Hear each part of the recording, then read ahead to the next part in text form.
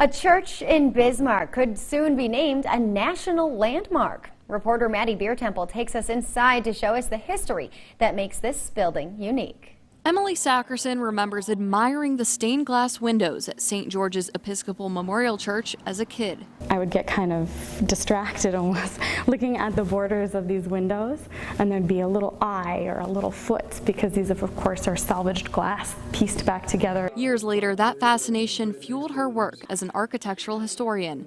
She's played a big part in nominating St. George's to be part of the National Register of Historic Places. It's truly a gem here in Bismarck. The church was built in 1949, designed by a Bismarck architect who, at the time, defied expectations of what an Episcopal church should look like.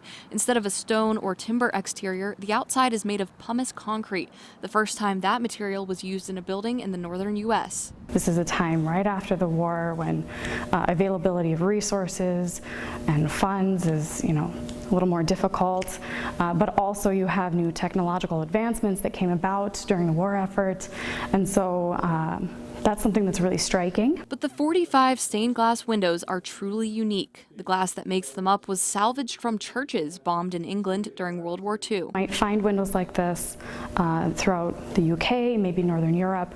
They are the only known example of this firm's work here in the U.S. The church also serves as a memorial for veterans of World War I and II, as well as the pioneers of the Dakotas. Canon Hal Weidman says one of his favorite parts is the woodwork. This particular color of the wood, the intricate carvings, to me is unique, and it just adds to the ambiance of the worship experience. To make the National Register of Historic Places, the building has to be deemed architecturally significant.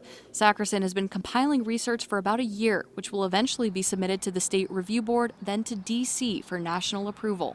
That could, in turn, mean funding for further preservation of the church. The church might be able to access funds or grants or things like that, but also the public will have a document that nicely conveys the meaning of this place for everyone to enjoy. The final draft of the nomination will be presented to the State Historic Preservation Review Board later this year.